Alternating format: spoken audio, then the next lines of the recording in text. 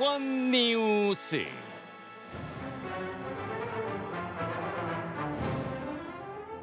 (2022년 3월 9일) 수요일 치러질 20대 대통령 선거를 앞두고 여야 후보들의 각축전이 치열합니다. 요동치는 대선 판도에 어떤 일이 있었는지 알기 쉽게 정리해드립니다. 대권 뉴스. 대선 앞두고 꼭 알아야 할 정치권 소식 전해줄 분들 소개합니다. 컴퓨터처럼 정확한 시사평론 백컴 배정호 세한대 교수입니다. 안녕하십니까. 최수영 시사평론가입니다. 안녕하세요. 최수영입니다. 한 청취자 문자를 좀 소개해드리고 갈까요? 격일제 근무 중인 구리시 아파트 경비원입니다. 라디오를 24시간 듣고 있는데 하루 종일 TBS 청취합니다. 그런데 최일구의 허리케인을 제일 잘 듣고 있습니다. 너무 유익한 프로그램입니다. 경비실에서 지금 듣고 계시군요. 상품 하나 보내드릴까요? 어디 쓰시는데 있으신가요? 예, 동전 파스 하나 보내드린답니다. 네, 그런데 이분의 생각이 저하고 똑같네요. 쓰셔요? 어떤 게 똑같은 거예요? 아니, 허리케인 라디오를 제일 잘 듣는다. 이게 최고다. 예, 감사합니다. 예. 배 교수한테 근데 동전 파스 못 드립니다. 네. 자, 시작하겠습니다. 대선까지 이제 D-12일입니다. 사전 투표가 다음 주 금요일부터죠? 4일부터 네, 3월 그렇습니다. 4일. 네, 그렇죠. 이틀간입니다. 예, 금요일, 토요일, 4일, 5일이니까 그거 감안하면 이제 12일이 아니고 이제 한 일주일 남은 거예요, 그렇죠? 네. 그렇네요. 자, 일단 오늘 나온 갤럽 조사부터 보겠습니다. 1% 포인트 차이로 이재명 후보가 갤럽 여론조사에서 재역전을 했어요. 네, 그렇습니다. 뭐 손에 땀을 쥐게 하는 시속 게임이 계속되고 있는 초복접전 혼전 양상입니다. 일주일 만에 말씀하신 대로 이재명 후보가 역전을 했습니다. 이재명 후보 지난주에 비해서 4% 포인트 올라가지고 이번에 38% 기록했고요. 반대로 윤석열 후보는 또 4% 포인트 내렸습니다. 그러네요. 그래서 37%. 지난주에는 41대 34로 윤석열 후보가 앞섰지만은 이번엔 반대로 38대 37로 이재명 후보가 앞선 상황입니다. 지금 이재명 후보는 상승세가 뚜렷한 그런 상태인데요. 구체적으로 보면은 연령층 보면은 60대 70대 이상을 제외한 전 연령층에서 윤석열 후보를 제치고 앞서고 있습니다. 특히 주목할 대목은 20대에서도 역전해서 이재명 후보가 앞서고 있다는 사실입니다. 그리고 지역에서도 이재명 후보는 거의 전 지역에서 소폭 상승했고 특히 이제 캐스팅 보트가 될 중도에서 이재명 후보는 우세한 양상을 보이고 있습니다. 중도에서 이번에 8%포인트가 지난주에 대비해서 올라서 40% 기록했고 반면에 윤석열 후보는 5%포인트가 내려서 34% 기록했습니다. 그리고 안철수 후보는 12%, 심상정 후보는 4% 기록했습니다. 네. 지금 이 조사는 한국갤럽이 지난 22일, 24일 전국 만 18세 이상 1000명 대상으로 조사했고요. 무선 90%, 유선 10%의 전화 조사 인터뷰 형식으로 진행이 됐습니다. 응답률은 15%, 표본 오차는 95% 신뢰 수준의 플러스 마이너스 3.1%포인트입니다. 자세한 내용 중앙선거 여론조사 심의위원회 홈페이지 참조하시면 됩니다. 자, 오늘 갤럽 여론조사 결과 먼저 최수영 평론가가 분석을 좀 해볼까요?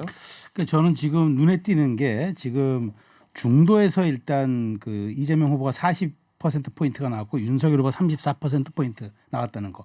중도에서 지금 조금 이제 이재명 후보가 조금 앞서간다는 신호가 지금 막판에 그럼 결국은 지금 이제 중도와 부동을 누가 가져가느냐의 싸움인데 네. 이재명 후보에게 조금 이건 유리한 신호인 것 같은데 다만 서울에서는 아직도 이재명 후보 32%포인트, 윤석열 후보 44%포인트, 12%포인트가 차이 난다. 예. 그러니까 제가 늘 강조하지만 전국 단위 선거에서 서울에서 진 정당이 이긴 경우가 거의 없거든요. 그렇기 때문에 이재명 후보의 남은 과제는 지금 부동층도 한 10%포인트 이제 이내로 줄어드는 추세인데 이걸 어떻게 뒤집느냐가 이제 관건일 것 같아요. 그러니까 결국은 지금 세대 투표율은 완전하게 지금 굳어졌어요. 30, 40, 50은 이재명의 완전한 우세, 네. 20, 60, 70은 윤석열의 완전한 우세인데 이 간극을 어떻게 좁혀내느냐, 또 윤석열이면 이걸 어떻게 더 벌리느냐가 관건이 될 것 같은데 저는 결국 서울에서 이 표심을 윤석열 후보가 얼만큼 선방하고 이재명 후보가 얼마나 쫓아가느냐 이게 막판의 변수가 될 거로 생각합니다. 서울이 관건일 것 같다. 네, 네. 배 교수님은요? 네, 저는 뭐 아까 다 얘기를 했지만은 전반적인 추세가 지금 역전돼서 이재명 후보가 상승하는 그런 상황이고 지금 이렇게 된 것은 결국 이제 단일화 이슈 때문에 그렇거든요. 네. 최근에 이제 분기점이 두 번이 있었는데 지난 13일하고 20일인데 단일화를 제안을 했을 때 윤석열 후보가 탄력을 받아서 올라갔고 13일 날이 이제 단일화 제안을 한 그렇습니다. 날이고 안철수 20일 날은 단일화 철회를 한 날이고. 그렇습니다. 이때부터 이제 윤석열 후보가 빠지기 시작을 했어요. 그러면 이제 앞으로 단일화가 어떻게 되느냐? 사실상 윤석열 후보하고 안철수 후보하고 단일화는 물 건너 갔다고 봐야 돼요. 그러면은 윤석열 후보의 하락 추세는 계속될 것 같고 반면에 지금 이재명 후보는 계속해서 국민통합 정치 개혁안을 내세우고 있고 심지어는 이제 송영길 당 대표까지 공식으로 제안을 하면서 안철수 후보하고 단일화를 지금 공식으로 깃발을 펄럭펄럭 대면서 상승세에 있기 때문에 여기에다가 또 TV 토론 지난번에 윤석열 후보가 굉장히 못했어요. 그러면서 침체된 요인도 하나 있을 것 같고 오늘 네. 또 TV 토론 그렇죠. 앞으로 또 한 번 있기 때문에 윤석열 후보는 이런 추세가 계속이 된다면 상당히 좀 불리한 상황으로 가는 것 아닌가 이렇게 조심스럽게 전망이 됩니다. 최수영 평론가께서 이제 안철수 후보 또 전문가신데 예. 그죠? 어때요? 지금 안철수 후보 상당히 몸값이 뛴 상태죠? 그 지지율은 지금 지난주 이제 그 단일화 결렬 선언 이후에 하락세를 멈추고 오늘 갤럽에서도 나왔지만 확실하게 지금 12% 포인트를 찍어서 상승 기류를 보였고요. 특히나 이제 서울에서 안철수 12, 인천 경기 12 나왔습니다. 그러니까 말하자면 가장 표변층이 많은 데서도 12% 포인트를 기록한다는 건 지금 약간 이제는 보합세 상승 기류를 조금 탈 수 있다 이런 얘기인데 제가 뭐 그 잠깐 뭐 본 적도 있지만 최근에 네. 조금 많이 자신감이 붙은 것 같아요. 네. 자신감이 붙고 그다음에 토론도 지난번에 잘했다는 평가가 많아서 두 차례 남은 토론에서도 조금 하면 본인이 여러 가지 지금 이번 선거에 캐스팅 보트를 쥐고 있다 그런 생각. 그다음에 민주당이 이번에 이제 정치 개혁안을 세게 받았잖아요. 그런 점에서 보면 자기의 의제가 또 먹히고 있다. 이런 어떤 자신감들이 좀 네. 눈에 보이는 듯한 느낌입니다. 자, 국민통합 정치 개혁안 지금 언급을 하셨는데 배 교수님 어제 민주당이 이 개혁안을 내놨어요. 내용이 뭔지 또 배경은 또 왜 이렇게 돼 있는 건지요? 배경은 이제 정권 교체 프레임을 뛰어넘을 수 있는 프레임을 내세우겠다. 그래서 그게 바로 대대적인 정치 개혁안을 통한 국민 통합 그러니까 구체적으로 적폐 교체가 아닌 국민과 나라를 살리는 정치 교체 프레임으로 정권 교체 프레임을 덮겠다라는 것이고요. 구체적으로 좀 내용을 보면은 첫 번째로는 승자 독식의 거대 양당 구조 폐해를 극복하겠다. 그래서 선거제도를 개편하겠다는 거예요. 네. 그래서 연동형 비례대표제 그리고 또 권역별 비례대표제 그리고 위성정당 금지 그렇죠. 통해서 뭐 개헌을 다당제를 1년 하겠다. 안에 하겠다는 건데 아주 파격적인 제안이긴 합니다만은 그런 부분이 안철수나 심상정 후보 반응은 좀 뜨뜻미지근한 것 같습니다. 아니요, 일단 그걸 뜨뜻미지근하다고 보면은 안 돼요. 왜냐하면은 일단 기본적으로 이런 정치 개혁 방향들이 평소에 안철수, 심상정 그리고 김동연 이 세 사람이 다 주장해온 그런 것이거든요. 그러면 뜨뜻미지근하다라는 것은 일부 언론의 해석인데 제가 볼 때는 결국은 진정성과 실천을 얘기하는 거거든요. 따라서 진정성 있게 받아들인다면은 윤석열 후보를 포위하는 그런 구도로 갈 가능성이 있다고 저는 봅니다. 일단 두 사람의 목소리를 한번 듣고 와서 이야기를 또 나눠보도록 하겠습니다. 아니 15년 동안 이제 본인들이 주장하고 실천 안 했고 저희가 힘보태서 정말 많은 사회적 비용을 치르고 만들었지만은 자신들 기득권 지키기 위해서 배신한 거잖아요. 그러니까 지금 우리한테 뭘 이걸 약속을 같이 해달라 이런 얘기 자체가 가당치 않고 저희는 얼마든지 환영하고 더불어민주당이 진짜 하겠다는 의지가 있으면 뭐 당연히 저희가 협력하죠. 지금 이미 하고 있고요. 네네. 법안도 다 내놨습니다. 그러니까 문제는 더불어민주당이 잘하면 되는 겁니다. 선거용으로 이렇게 내놓고 매번 선거 때마다 이야기했으니까요. 그러면 뭐 그 진정성이 많이 훼손되지 않겠습니까? 그렇게 소신이 있으면 그렇게 실행을 하시면 되지 않겠습니까? 지금 시간은 다 지났습니다. 그래서 제가 결렬 선언을 한 겁니다. 네. 아까 배준호 교수는 뜨뜻미지근한 게 아니라고 그러는데 네. 반응이 네. 안철수 심상정 네. 후보 반응이 네. 최수영 평론가는 어떻습니까? 뜨뜻미지근 뭐 하다는 표현 뭐 그렇게 아는 거 맞아요. 왜냐 냉소적이니까. 오히려 저는 냉소적이라고 봐요. 그러니까 뜨뜻미지근이라고 말씀하셨는데 저는 이거는 사실 민주당이 선거 2주 남게 윤호중 대표도 얘기했지만 사실 뭐 선거 전략일 수 있겠다. 2주 남았으면. 근데 저는 그 얘기예요. 21대 총선 당시 연동형 비례조표대 한다고 정의당 딱 끌어들여서 패스트트랙 태워서 선거법 개혁한 다음에 비례위생정당 국힘내 했으니까 우리도 한다고 했잖아요. 그러니까 이런 일들이라는 게 여야 합의해서 좀 거시적 측면에서 이걸 해야지. 아니 이걸 갑자기 꺼내들면 누가 진정성 있게 보겠습니까? 물론 이 방향성은 맞습니다만은 그럼에도 불구하고 이게 독단으로 그게 선거 공학적으로 처리할 수 있는 이야기입니까? 저는 어쨌든 안철수 후보에게 대한 구애가 굉장히 강하다. 특히 그 지방선거 3인 이상 중대선거구제는 정의당이 강력히 요구했던 것들이거든요. 그러니까 정말 양 정당의 입맛에 맞는 군소정당 입맛에 맞는 안은 제대로 꺼내놨는데 과연 그것이 먹힐지 저는 사실은 회의적으로 봅니다. 네. 자, 이재명 후보는 이제 연일 통합정부론을 띄우고 있어요. 근데 이재명 후보가 조원진 우리공화당 대선 후보하고 진중권 전 동양대 교수와도 전화 통화를 했다고 그래요. 그러면서 반윤연대 구축에 나선 게 아닌가 이런 평가들이 나오는데요. 배 교수님은?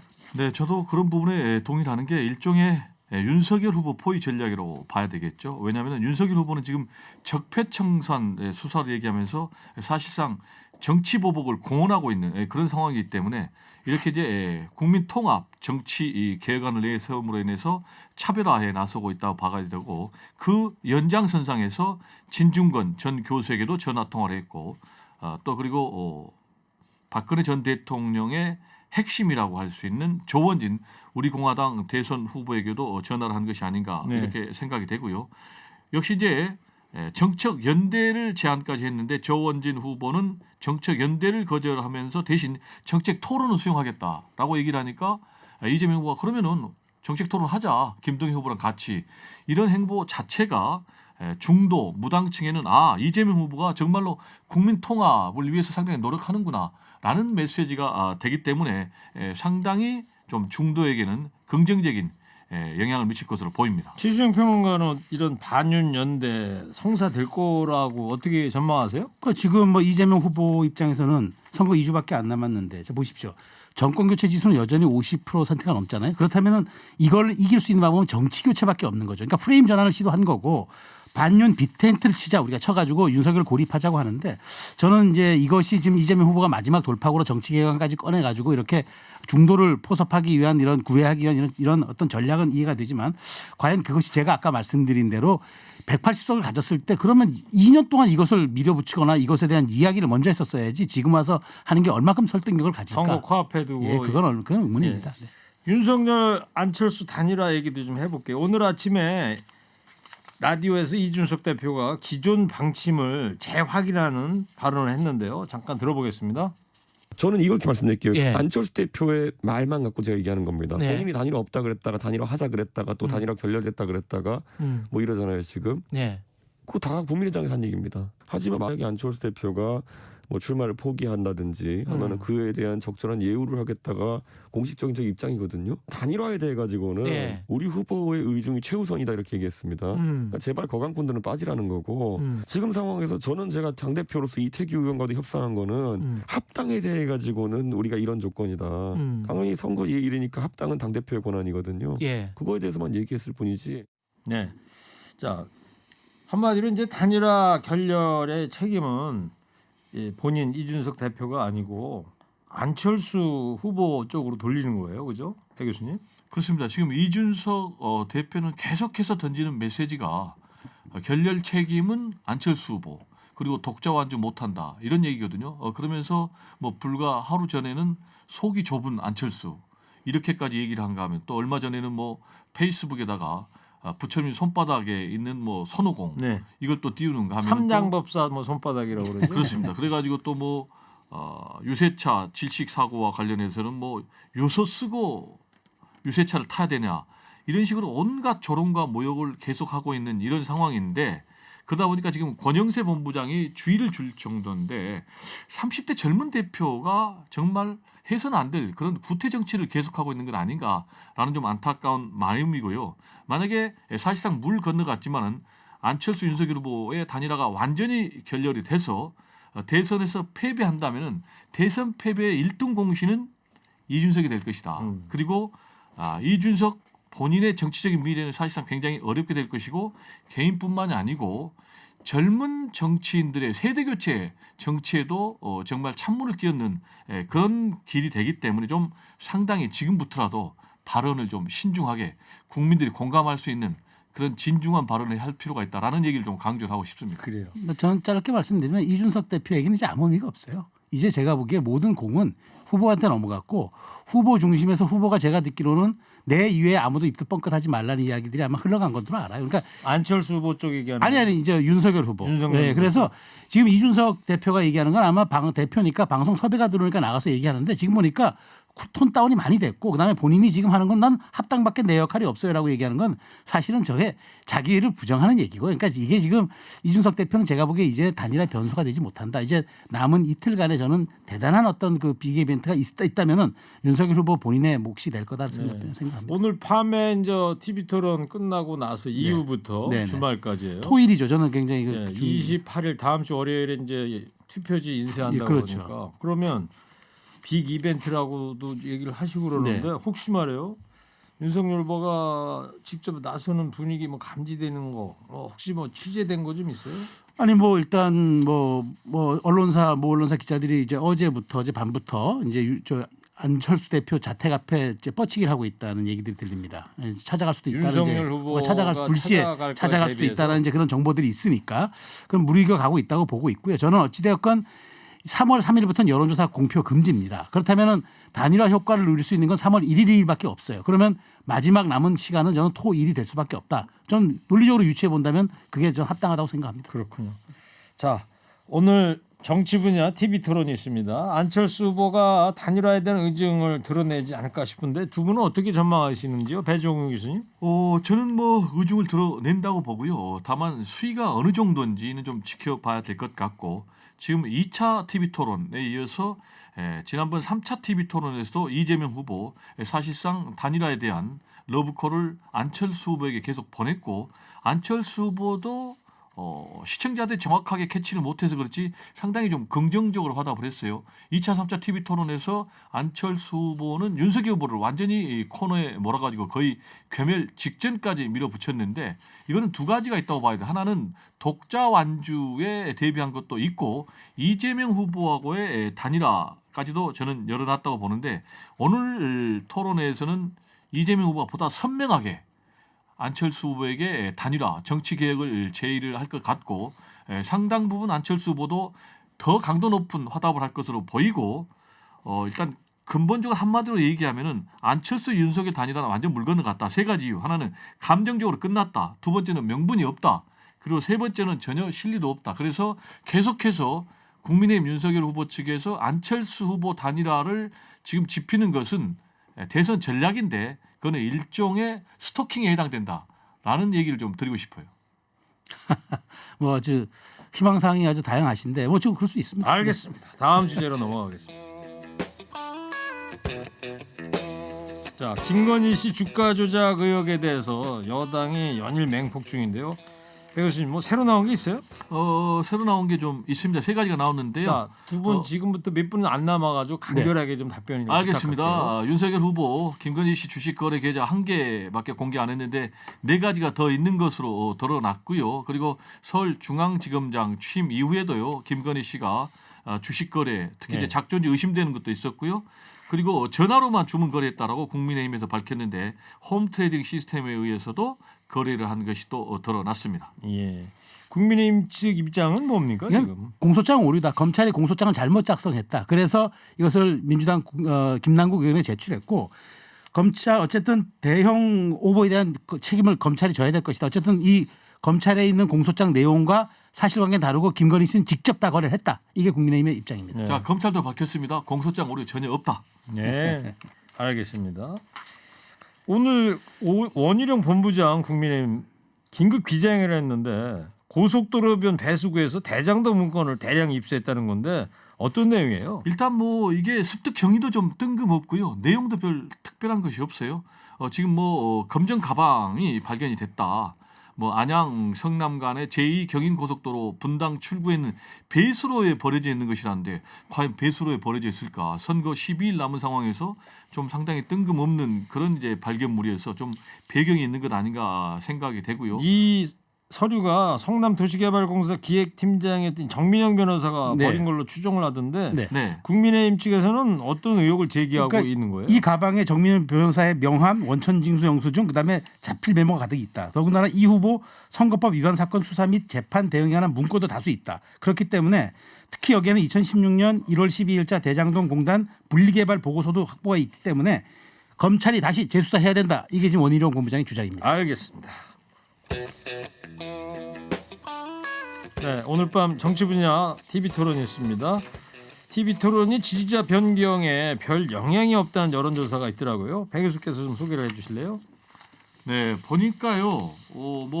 한 91%는 영향이 없다. 그리고 영향이 있다는 6.9%거든요. 그런데 7% 정도밖에 없다. 이 6.9%가 엄청나게 중요하다고 봅니다. 왜냐?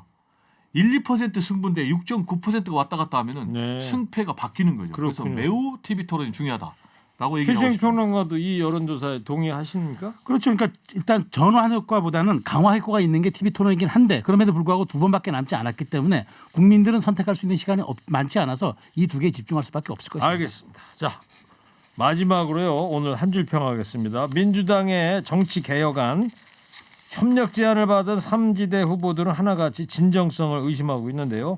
양치기 소년이다. 선거 때마다 하는 이야기다. 뭐 이런 반응이에요. 두 분의 생각도 궁금합니다. 민주당 정치 개혁안에 대한 두 분의 한 줄 평 들어보겠습니다.